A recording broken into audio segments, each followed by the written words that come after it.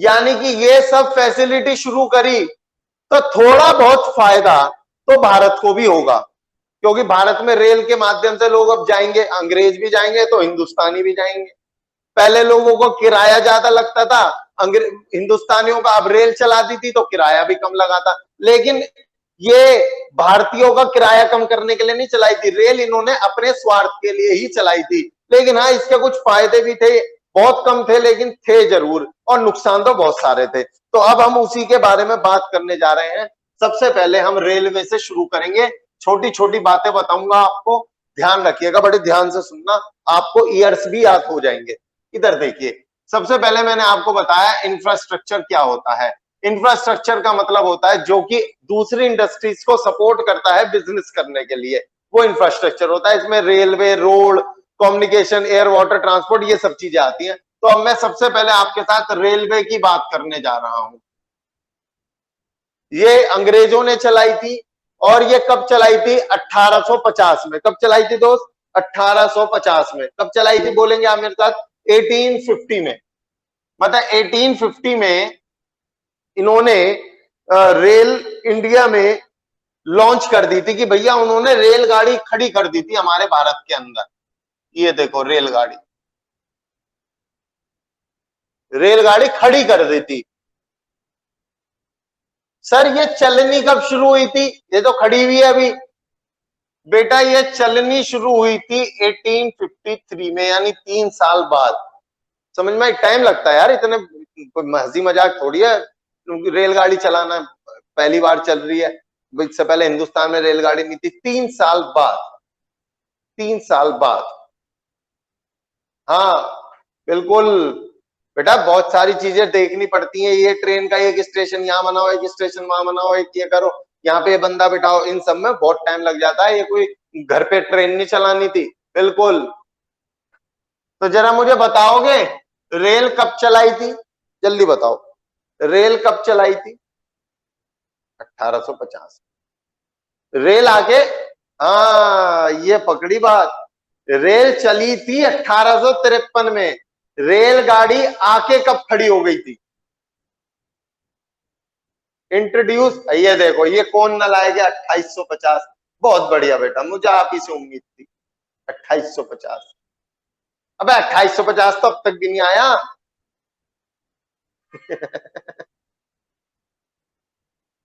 हाँ मुझे पता है, ऑफ कोर्स आपने गलती करी है। तो रेलवे इंट्रोड्यूस तो हो गई थी 1850 में, लेकिन ये शुरू कब हुई थी चलनी? 1853। ठीक है जी। अब रेलगाड़ी चलने के कुछ फायदे थे और कुछ नुकसान थे, ध्यान से सुनिएगा। पॉजिटिव इफेक्ट, सबसे पहले तो मैं आपके साथ पॉजिटिव बातें करूंगा, अच्छी अच्छी बातें करूंगा, ठीक है जी, और फिर इसके बाद मैं आपका खून खोलवाऊंगा। सबसे पहला पॉइंट था, यस, चीप। चीप ट्रेवल हो जाता था, एक जगह से दूसरी जगह पे आदमी पहुंच जाता था और बड़ा सस्ते रेट पे पहुंच जाता था। समझ में आई? पता है ट्रेन सबसे ज्यादा सस्ती पड़ती है, ट्रेन सबसे ज्यादा सस्ती पड़ती है। आप वैष्णो देवी चले जाओगे 1000 रुपए की टिकट में, खूब बढ़िया अच्छे से बैठ के, और 1000 रुपए का आप पेट्रोल लगा लो। आप पेट्रोल में 1000 रुपए के पेट्रोल में कितना घूमोगे? नहीं घूम सकते ना। चीप ट्रेवल, एक तो था ये सस्ता। दूसरा, हमारी इंडियन एग्रीकल्चर जो थी, पहले किसान क्या करते थे? पहले के किसान थोड़ा सा उगा पाते थे, और जो उगाते थे वो बेचने के लिए नहीं, वो खुद के खाने के लिए उगाते थे। वो खुद के खाने के लिए उगाते थे, क्योंकि बेचने का साधन ही नहीं था। कैसे लेके जाए हम? सबके सब खेती बाड़ी में लगे हुए हैं, कौन किसको बेचेगा भला? समझ लो, एक गांव है, वहां पे 100 घर है, 100 में से 80 घर के अंदर खेती होती है, तो 80 लोग बेचेंगे किसे? तो पहले लोग बेचा नहीं करते थे। लेकिन जब से रेलवे चली तो सब्जी यहां की वहां पहुंचने लगी, साधन था। तो जिसके कारण हमारा इंडियन एग्रीकल्चर कमर्शलाइज्ड हो गया। कमर्शलाइज्ड का मतलब जानते हो, कमर्शलाइजेशन, कि अब ये बिकने लगा था बाजार के अंदर। सिर्फ अपने खुद के लिए नहीं बना रहे थे हम बेचा भी करते थे, हम इसको बेचा भी करते थे। कमर्शलाइजेशन, बात समझ में आई है नहीं? हेलो, हेलो जी। आपने स्ट्रीम कौन सी लिया, आपने कौन सी साइड लिया बेटा? कॉमर्स। कॉमर्स इसी शब्द का एक पार्ट है, कमर्शलाइजेशन। समझ में आई मेरी बात? तो इसको तो आप भूलिएगा भी मत, और बिल्कुल दिमाग में ऐसे चिपका के रखिएगा कि एकदम मस्त वाला। थर्ड पॉइंट, इंडिया का